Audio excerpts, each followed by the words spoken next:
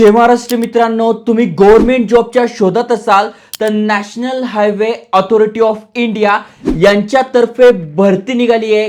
खासियत याची अशी आहे की सॅलरी चांगली आणि भरपूर साऱ्या पोस्ट आहे, जसं की स्टेनोग्राफर झालं, अकाउंटंट झालं, ऑफिसर झालं आणि ग्रॅज्युएशन तुम्ही आहात. यस, कुठल्याही शाखेतून तुमचं ग्रॅज्युएशन झालंय अप्लाय करू शकताय किंवा पोस्ट ग्रॅज्युएशन झालंय, MBA झालंय तरी तुम्ही ते अप्लाय करू शकणार आहात. संपूर्ण प्रोसेस तुम्हाला सांगतोय, अप्लाय कसं करायचं, सिलेक्शन प्रोसेस कशी होणार आहे, स्टडी कसं करायचा, त्यामुळे व्हिडिओ पूर्ण बघा.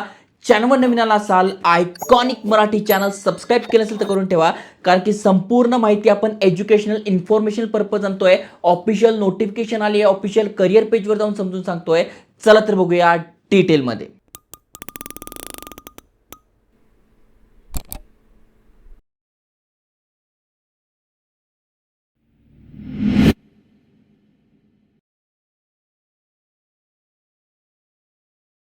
तर मित्रांनो, तुम्हाला स्क्रीनवर भारत सरकारची ऑफिशियल वेबसाईट दिसून जाईल, जसं की तुम्ही इथे वाचू शकताय nhai.gov.in.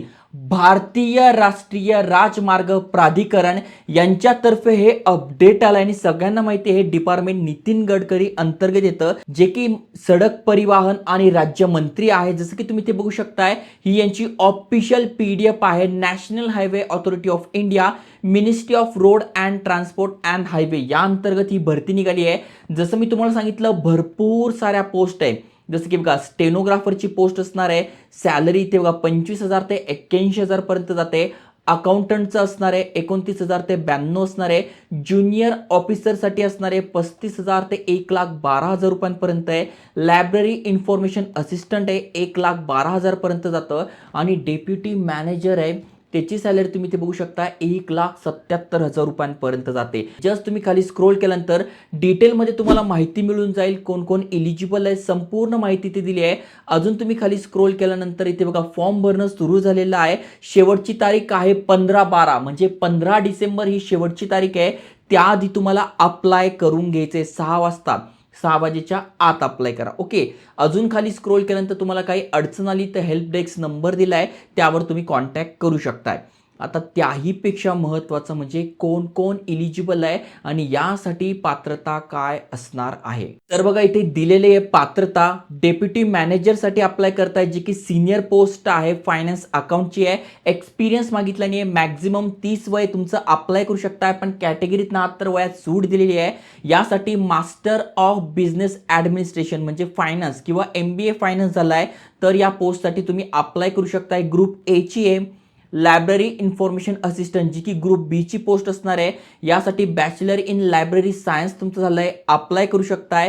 तिसरी जी पोस्ट आहे ज्यासाठी इसेन्शियल क्वालिफिकेशन असणार आहे, मास्टर डिग्री तुमची झाली आहे किंवा यापैकी तुमचं झालंय, अप्लाय करू शकताय. आणि ज्यांचं फक्त आणि फक्त ग्रॅज्युएशन झालंय त्यांच्यासाठी पण आहे. जसं की तुम्ही ते बघू शकताय, stenographer, bachelor degree from recognised university, कुठल्याही युनिव्हर्सिटीतून बॅचलर डिग्री झाली आहे, कुठल्याही शाखेतून तुम्ही अप्लाय करू शकताय. स्टेनोग्राफरची पोस्ट आहे, त्यामुळे ते तुम्हाला टायपिंग स्पीड मागितलेला आहे. 80 words per minute in short hand, Hindi और इंग्लिश इथे बघा दिलेलं आहे. आणि कम्प्युटरवर किती पाहिजे ते पण दिलं आहे, 50 minutes for English and 65 minute for Hindi. त्यामुळे तुमचं टायपिंग असेल, ग्रॅज्युएशन झाले तर स्टेनोग्राफर, जी की ग्रुप C अंतर्गत येतं, यासाठी तुम्ही अप्लाय करू शकताय. आणि अकाउंटंटसाठी तुम्हाला अप्लाय करायचं, जे की C अंतर्गतच येतं. बॅचलर डिग्री तुमच्याकडे आहे, अप्लाय करू शकताय. किंवा तुम्ही CA आहात, बघा बॅचलर डिग्री अँड लिहिलं आहे, CA तुम्ही आहात, अप्लाय करू शकताय. किंवा बॅचलर डिग्री प्लस CMA तुमचं झालंय तरी अप्लाय करू शकता. म्हणजे 4ही पोस्ट आहे. ज्यांचं फक्त ग्रॅज्युएशन झालंय, टायपिंग झालंय, स्टेनोग्राफरला अप्लाय करा. ज्यांचं मास्टर डिग्री झालंय त्यांनी पहिल्या पोस्टला अप्लाय करा, लायब्ररी झालंय याला अप्लाय करा, आणि मास्टर डिग्री यामधनं आहे ते इथे अप्लाय करू शकताय. आता सगळ्यात महत्त्वाचं म्हणजे वयाची अट काय असणार आहे, तर मिनिमम तुमचं एज 18 पाहिजे आणि मॅक्झिमम तिथे दिले तुम्हाला सांगितलंच, इथे बघा 30 वय आहे आणि फक्त स्टेनोग्राफरसाठी 28 आहे, बाकीच्यांसाठी 30 असणार आहे.